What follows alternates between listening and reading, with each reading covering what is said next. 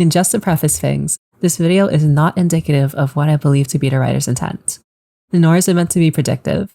It is an exploration of a certain possibility latent within the narrative, an alternative reading of Project Eden's Garden.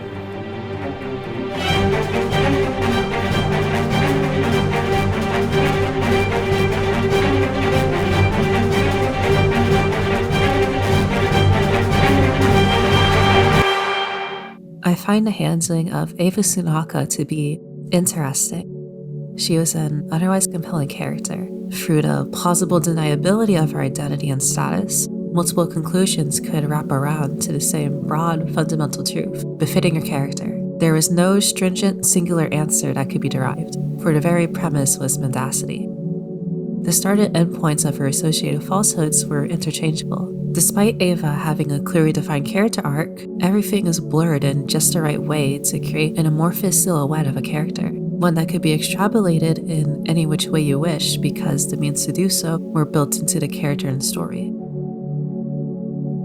It's a very strange phenomenon that doesn't occur often. A character so multiple that under enough scrutiny, her fabrications were indiscernible from any supposed truth. Any report on her may as well have been canard, and what I wish to share is something akin to that. Eva was once an undefined entity, one that was given shape, a definitive form that was readily accepted and moved past with little fanfare, both in the game and seemingly out of it as well. The part I find interesting is her absence, her death, the reductive conclusion that imposes a face value interpretation on a character who operated under the pretense of questioning that very thing.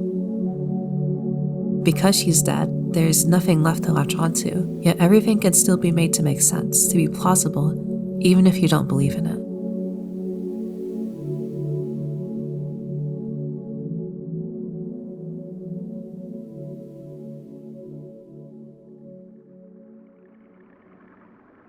Eva's prospects were that of a character who could form to the game, bearing a trait that could extend the period of intrigue past base excitement.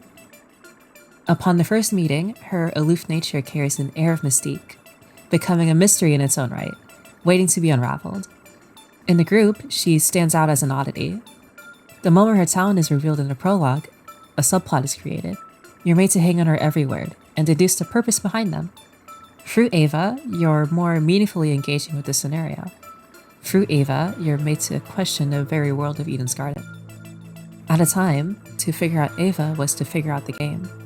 She created questions for the player, where, without her presence, there would be naught but passive pondering. Her status as ultimate liar, or more accurately the contradictions derived from that designation, created an interesting dynamic, an inherently unreliable speaker who meaningfully pushed the envelope. Her presence produced tension, sourcing a through line of reasoning and skepticism, embedding herself in conflict by going against the grain, the status quo of the overall group, lending her position and in exchange some degree of consideration on the player's part, for she represents the other side of a given argument. Her perspective was unique. She's a center from which the sheen of others' ideas reflects. The juxtaposition between her careful demeanor and suspicious disposition mixed to make her untrustworthy, yet still worth listening to because she's one of the few characters willing to communicate her contrary opinions. Opinions that aren't contrarian for the sake of it, but have a logical basis substantiating them. Most other characters in Eden's Garden wear their personalities on their sleeves. There may be more to figure out about them and a wealth of details we may not be privy to, but you're able to get a grasp of their fundamental natures regardless. The details of a character like Wolfgang are still partially obscured, since it's to the realm of unknowns, but you can still ascertain exactly what sort of person he was with what was given. Eva stood apart from this notion. A passive look at Eva during the prologue could not glean her character. This single element is what stands apart from the rest of the cast: uncertainty. Only that uncertainty hasn't been left to brew. Rather, the quibblings of a fictitious and facetious child have been cemented for the foreseeable future. With the way Chapter 1 ended, there's little point in pondering her character, nor will any of the remaining characters meaningfully do so. Various methods exist that allow her to regain momentary relevance, likely the reveal of information that is presently unbeknownst to us. But something like that relies on the writers opting to go for a more transcendent plot that may exceed the scale of the project to begin with. I have no reason to have faith in them handling things in a forthright manner. Putting emphasis on a conspiratory mystery plot inside of fan work that's merit for existing is to reproduce Danganronpa structure.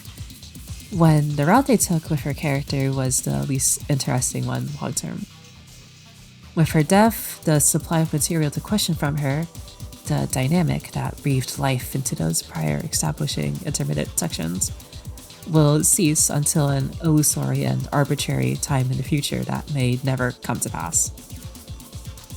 It can be argued that the elimination of Wolfgang and Eva will free the remaining participants of their respective influence, leaving the cast to their own devices, allowing them to flourish by way of creating headway for their natural conclusions. Yet, the idea of stagnation without stimulus is ever present. Nonetheless, the circumstances of a killing game are enough to spur on some form of action. But Eva's presence allowed for this to be facilitated without such an intense force being required. Eva functioned as a device to challenge the other characters without the need of dire straits to rouse development. As an aside, I stumbled upon a message from one of the writers when glancing at Eva's wiki page, and I feel it may speak to this in some respects. Question: was the two deaths in chapter 1 set in stone from the start, or were they changed earlier in writing? AKA, was Wolfgang and Eva meant to live longer in an old version of a script, and who would have taken her place? Answer: in an old version of the script, before the writers came on, yes. We didn't really vibe with that, and we felt it came out of disservice to the other characters in the cast, so it was one of the first things we changed. There were other comments from the team that suggest this was fully decided on in October of 2021. This isn't substantive or anything, because it's not like you can ask for the intimate details of development regarding the script, lest there be spoilers littered about in the worst case scenario. But I'm able to reframe things by conveying it in this context, suggesting that these characters, being Eva and Wolfgang, may have originally been planned for more significant roles. Their continued presence, seeming like a disservice to the remainder cast, would make sense if they were perceived to have taken up too much of a spotlight, potentially undercutting the other writers' efforts. To my limited knowledge, there is no information on what the original Project Eden's Garden drafts look like, meaning that this is largely conjecture. But recontextualizing it can create a plausible explanation for why a character like Eva, that's already been killed off, was brimming with potential for the long term. That's the exact mechanism I intend to reproduce in my discussion of Eva. Recontextualization. Doing so may seem fruitless after seemingly everything about her was laid bare and torn asunder, leaving little left but embers in the aftermath of chapter 1. But that information only negates previous ideas when taken at face value, if we employ the same principles from before Ava's shift in character. Namely, scrudency. The way she could be read continue to expand. The only mitigating factor is Occam's razor. This is the alternative. We're fermenting dregs.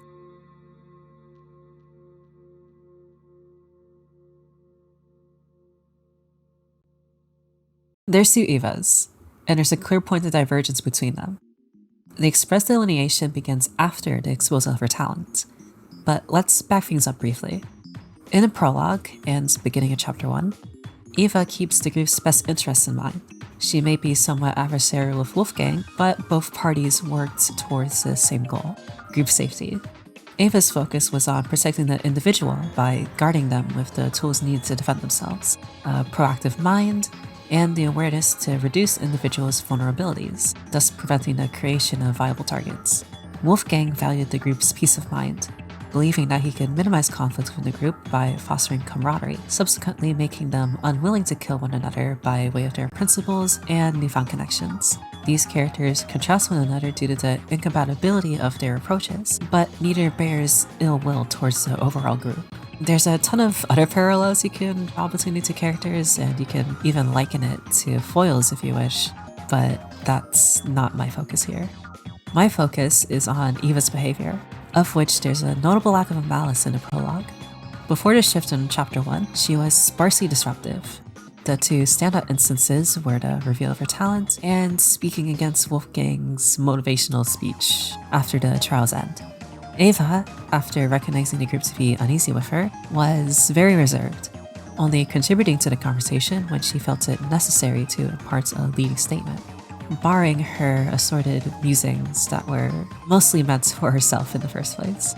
Eva is inquisitive and follows a line of questioning that circles back to focusing on getting a better grip of the student's predicament.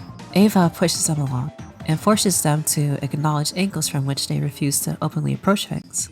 I don't intend to go over every instance of Eva trying to help the group.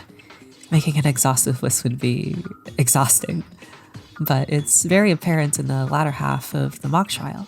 She tries to steer the group in an alternate direction after Wolfgang commandeers the operation. She tries to get the group to establish a motive for the murder, which is something Wolfgang lost sight of, something that wasn't found by the end.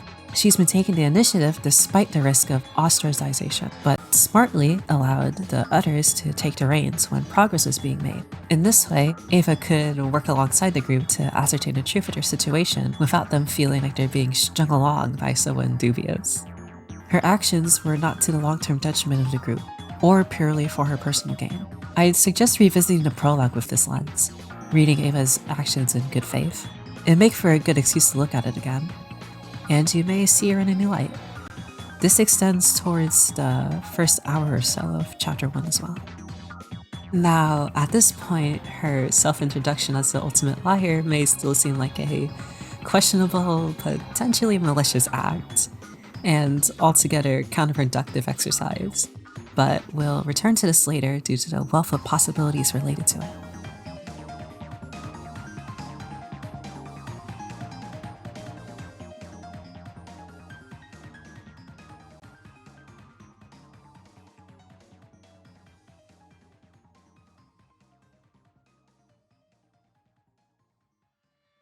When Eva shares her discovery of the cipher with Damon, she suggests showing it to everyone else for their input, only for Damon to propose keeping it a secret. At this point in the story, Eva was already admonished by the wider group, but even so, she was still trying to steer them towards survival. That seemingly good-hearted and hard-to-read Eva was still present, trying to involve those who wanted little to do with her. Unfortunately, downpour immediately follows. The first attack. Tozu, of course, shares some relatively basic information for the trinkets. The problem being the precedent this sets. Eva directly acknowledges this fact and goes as far as agreeing with the other students, directly responding to Jen in this case, that the currently available information isn't particularly dangerous. But the capacity for greater harm was the issue established at that moment. Updates with falsified and otherwise more dangerous information could be created, effectively sowing discord. It's after this segment that she begins to crumble from the composure that's been lost. People's reactions to the information being revealed said more than the information itself. They implicitly took Terra Captor's authority, not only treating their information as gospel, but fully engaging it without a second thought. For a moment, Eva almost diverted the group from complacency, but they came to wholeheartedly accept it and move on as if it were just another triviality. Furthermore, Eva didn't lie when speaking on the watches. She communicated her genuine concerns regarding them, yet what she said was misconstrued by the others as subterfuge to shield her ego. While not all openly agreed, the silent majority permitted the sentiment. It's only Diana, both times Eva faced backlash for her contrary opinions, who spoke up and suggested the students actually listen to her instead of immediately writing her off. Diana looks good by comparison, being the only one outside of Damon, master of fumbles, to prop up Ava's voice in some way, but she didn't take Ava's side either. Diana doesn't full-heartedly support Eva in these moments. She simply believes that every voice deserves to be heard. That being said, Eva has been consistently stripped of opportunities to fully voice her thoughts and concerns. Either something takes higher priority, or the others are unwilling to listen. Grace joked about Ava's talent in reference to the ultimate mathlete being complete social deaf, and she really did hit the nail on the head there. At that moment, any and all social capital Eva held disappeared. all her options evaporated. This has a visible effect on her. Eva's stoicism falters. She's visibly distraught next time we see her. She doesn't say a word on her own, only responding to Diana's request to room together. She's defeated. This is debatably the last time we'll see our first Eva Tsunaka, before the point of divergence. The morning after marks Eva's exile. Tozu appears when the group discusses her blackmail and pins it on her, citing her as the source of inspiration. Eva doesn't get a word out here.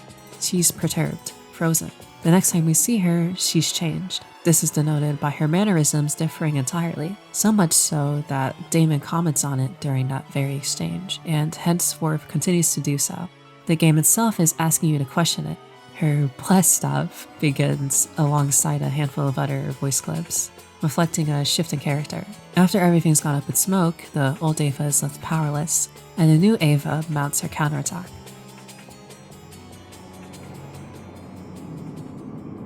If you took an interest in Eva during your playthrough of Chapter 1, you should know that she starts hanging out in the basement when her FTEs become available.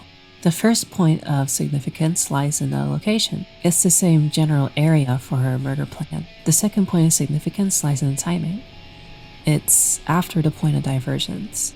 To the player's knowledge, using these 2 points of significance, Eva's plan was only put into motion after the blackmailing was pinned on her, after the complete erosion of her place in the social hierarchy, after the point of divergence. We officially welcome our second Eva Tsunaka. A character with a penchant for uncovering the world's truths was entrapped within an unshakable web of lies, with the most powerful forces vehemently against her, and those on the wayside watching her degradation. Tearing at the seams, her remains were stitched together to weave a new version of Eva. Driven into a corner with an, even if perceived, insurmountable vulnerability, the old Eva was sentenced to death, facing minimal to no prospects of surviving the game. There was nothing she could do to improve her situation, not when she was shunned by the group at large. At best, she could try her hardest to win over Diana and turn her into a personal advocate, but that once again places control out of Eva's hands. From Eva's point of view, the students fell into each and every pitfall with no hope of recourse, and to make matters worse, she was even targeted by the game's runners. The display of talents was targeted, Tozu's comments on the blackmail was targeted, and the very cipher was targeted. To move forward was to take a step back. Taking control meant relinquishing control. This is why the new Eva was born. The one that says duh. This last-ditch effort was, as the second Eva may have seen it, her best shot at survival, but circumstances weren't fully favorable either. Diana would be unable to vouch for Eva if she's trying to directly pin the blame on Diana, which we demonstrably see during the trial. But there's more to it.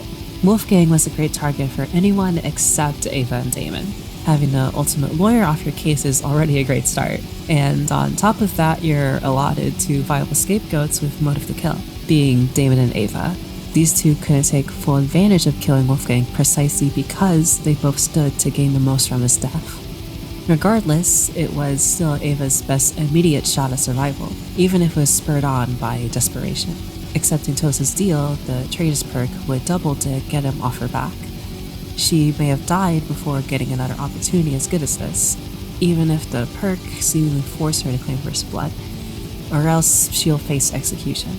Winona comments that there's easier students amongst them to kill, gesturing towards Toshiko for her diminutive stature. Thus, Eva's rationale was irrational, but we have to return to the idea of control and social power. In Eva's mind, she'd have lost all control over her fate because her voice wouldn't be valued in any trials moving forward. She could figure out the culprit, but the majority vote could sway against her deduction, potentially leading to everyone's death, including her own. This would be just as likely a scenario as her being picked off as a victim, something that's likelihood skyrocketed in the events that her voice actually does become valued in trials. Depending on how things pan out, she'd become one of the highest valued targets in terms of accessibility and reward. She's one of the easier students to kill, lacking the base defenses needed to protect herself that other students may have. Physical prowess, ease of personal access to weaponry or tactical gear, or a cohort of persons who'd make it difficult to isolate the individual. Eva was assailed with pressure from every direction, and this is how she imploded.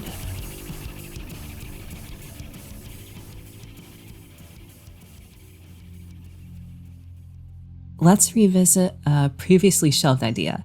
If we acknowledge Eva's competency, even with her somewhat middling social skills, she has good social awareness, but that's another topic.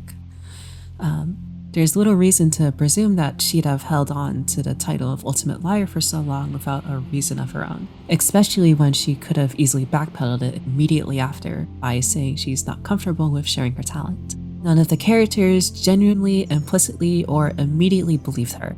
She actively chose to assert it as her talent twice, but she had the clear opportunity to walk it back then and there.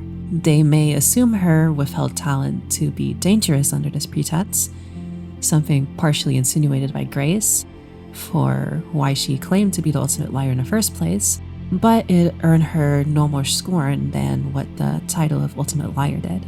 Saying she's the ultimate liar only for people not to believe her lends the same result of coming across as untrustworthy if she were to say nothing at all, but debatably far worse because it leaves no ambiguity. It's a liability for all participants. If she said she was uncomfortable sharing her talent, she wouldn't have realistically faced the utter scorn to the same degree. The thing is, why wouldn't the ultimate liar simply lie about their talent? They'd be believed and perceived as trustworthy thereafter.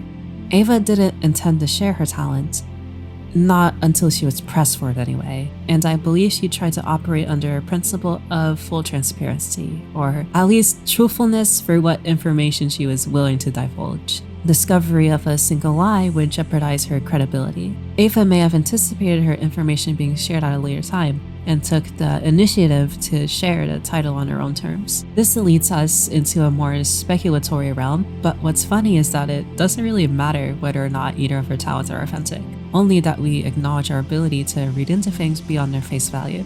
Her characterization before this point remains the same, and it's the basis we'll work off of.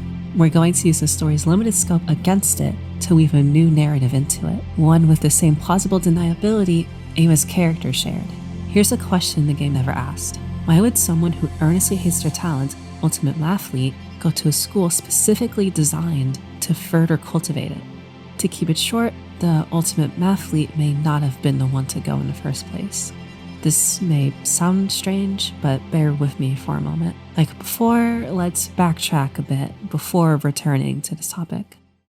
There's 3 types of ultimates the game has presented us with, 3 versions of an ultimate's nature, proposed by 3 different characters. Wolfgang holds lofty ideals of what an ultimate is, viewing them as something society would aspire to have, those who would deserve society's admiration for they serve to make that society a better place. Damon's pessimistic outlook reflects the state of the world, noting how the value of the ultimate title in the eyes of the people has largely depreciated. They're a largely hollow and commercial title that holds no greater implications past heightened marketability, except for the stark few that meaningfully contribute to society in his eyes. Eva's clinical approach to ultimates diagnoses them as obsessives, people who were ascribed the title for their unnatural enthrallment and proficiency. These are the ideal, the reality, and the condition. None of them see eye to eye, but we can develop a bigger picture. Wolfgang's optimism reflects how ultimates were integrated into society, symbols of true excellency that could lead society to a better tomorrow, something to aspire to, and a measuring stick for merit. Damon's pessimism reflects the dilapidated state of ultimates and how their titles have largely lost meaning in society, being something closer to a commemoration in the Guinness Book of World Records instead of an indicator of profound social influence. In his eyes, it no longer fully reflects great achievement, but this mostly stems from him looking down upon certain talents rather than a meaningful evaluation of ultimates that we can use. There's still some prerequisite course of action required before the title is given, even if it may or may not come across as flippant at times. Eva's diagnosis deviates from these 2. Her comments are a reflection on the nature of ultimates, a nature that she, as the ultimate mathlete, supposedly lacks. Now, there is a simpler explanation for this. If you take her as the mathlete at face value, by this I mean suggesting that the experience she had being a mathlete in tandem with how it shaped the trajectory of her life is what made her disillusioned with the title, meaning she never hated the competitions themselves, only the compounding factors surrounding them that made her miserable. But we're not going down that road. The alternative is returning to the starting point of this section. She's not the ultimate mathlete. Now, to explain a bit, an ultimate mathlete does exist. They just may not be Eva Tsunaka, or more accurately, who we know as Eva.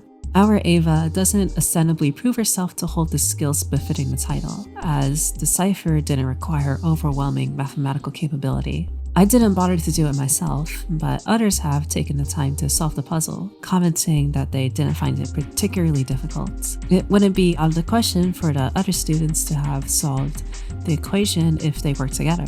The math aspect of the cipher wasn't what was targeted at Eva. It was the puzzle aspect, something akin to an ARG. Having a keen eye to notice the cipher's existence in the first place played the biggest role in solving it, given that it was something seemingly no other character picked up on. You can't solve a problem like that if you're unaware of its existence. This information is sourced from a report card, something not entirely trustworthy, yet still holding enough weight to be used. Going forward, it's much more about how we use the remaining information rather than evaluating it. For posterity's sake, I'll try to minimize the scope of discussion here and focus primarily on Eva. This is how you exploit a story to insert your own, without supplanting the original. It may have seemed strange to use Eva's report card to substantiate my claim, given that it would raise some contradictions, but all that's required to alleviate this is more context. If we take DoZzz to be truthful, or more aptly, if we take it that he only lies by omission, then we can assume that he had no reason to deeply investigate Eva's identity. He claims she played no part in orchestrating the game. She's a participant that appeared on the train with a letter of admission. Normally, that'd be all the confirmation required for his purposes, given that this admission process was a secretive affair. To him, regardless of Eva's true identity, she'd always be the ultimate athlete. Even if you were to become aware of her impersonation, there's 15 other authentic students. There's no reason to halt the operation for the sake of correcting one minor discrepancy, not when she'll be made to play the game regardless. If anything, him becoming aware of this fact could be used to add another layer on why DoZzz so heavily pushed Eva to murder. But we're getting off track. The likes and dislikes of Ava's report card could have easily been sourced from the Ultimate Mathlete's digital footprint. Under the presumption that Eva fully embodied emulating the Ultimate Mathlete after coming under fire from DoZzz, naturally extending to her FTEs, we can posit an online presence, which would incidentally be where a large part of her communication with our Eva would likely transpire. I'm saying they're online friends that may or may not have met in person before, but nonetheless share common enough interests that their dabbling in ARGs would be a shared affair. I say this because we've yet to establish their connection, the UTP. There's a lot that can be said and theorized about the UTP, but I'll stick to what's relevant for the sake of brevity. The Ultimate Mathlete hated her title and was denied revision or retraction regarding it endlessly. It stands to reason that, perhaps through spite, she'd investigate further into them, getting an idea of their operations and possibly dig up some dirt. This may be what ties her to Eva and explains some minor points of interest in her behavior. Eva, being a friend of the Ultimate Mathlete, would share in her discovery of the UTP's history. It could have been related to the events leading to Kara's death, or other separate shady dealings involving Ultimates.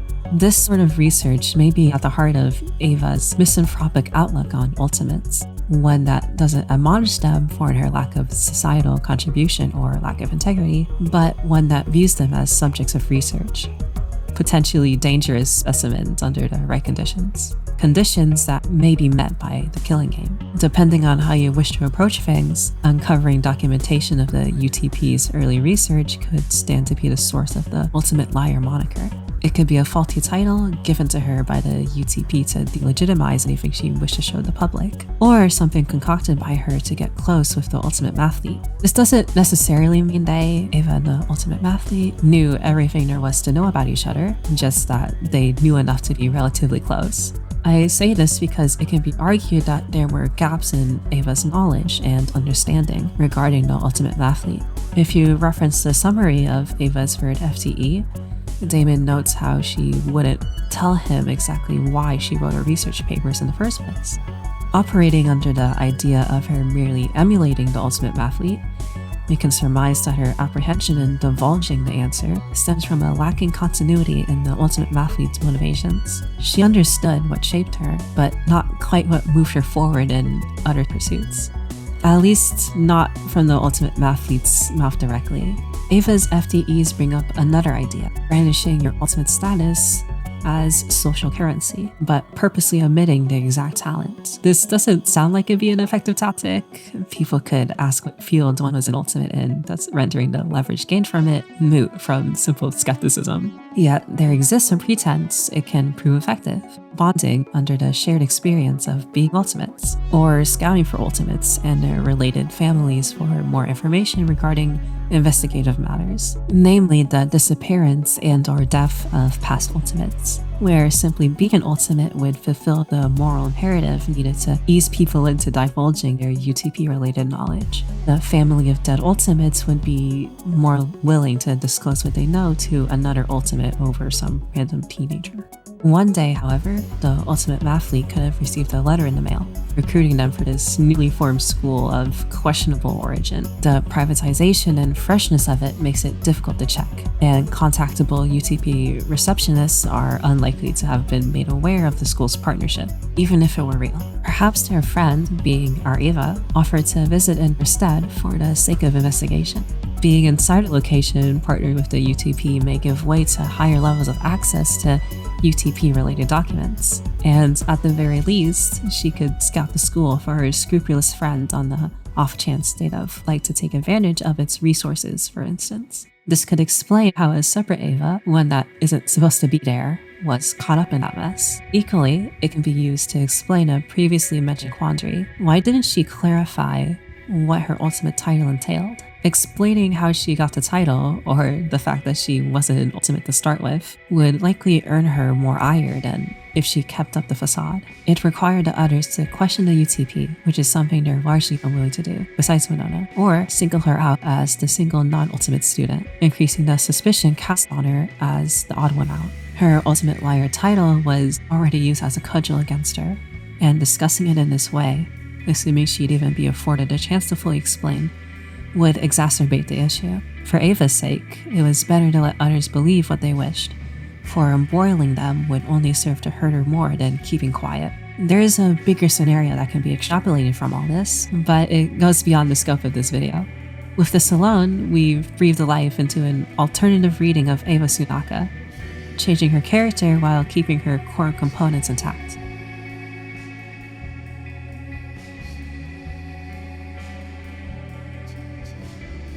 The point I want to drive home is that through intimately engaging with a story, you can find ways not only to deepen your understanding of it, but tactfully inject new ideas into it. Tackling stories in this manner can make for an enriching experience, and the process involved has a tangible feedback loop. By writing along the lines of plausibility, taking each part of a story into account, you're able to iteratively develop a solid foundation that permits seemingly outlandish ideas that are nonetheless grounded in the work's reality. The mechanism of recontextualization is a powerful tool. Provided you have a solid grasp of the base material, you can theorize something that alters the very fabric of a work without ripping its threads, albeit a lacking understanding of what makes a story tick can bog one down with superfluous details. By what mechanism you wish to analyze from is totally up to you. The specifics aren't important here, only the utilization of critical thinking.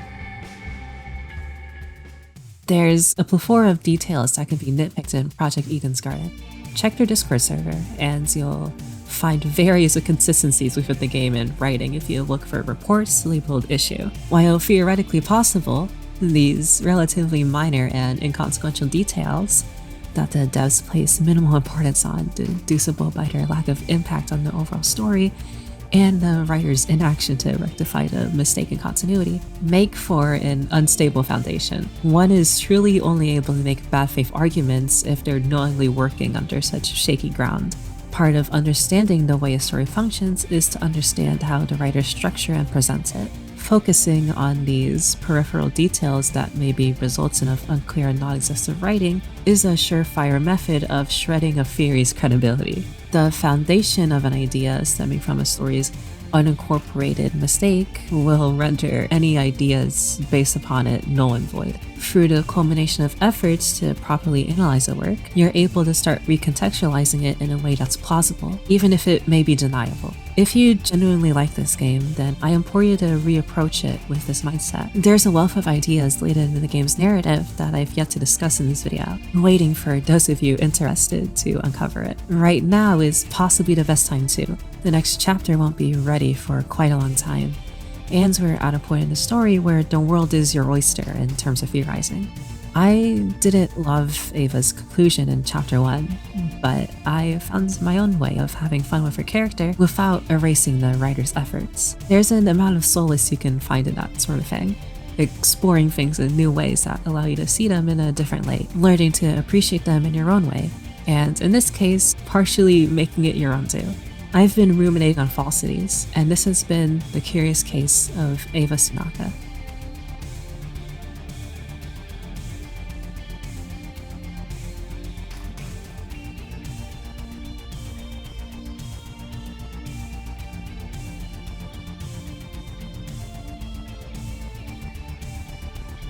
If you made it to the end of the video, then congrats on surviving my incessant yapping.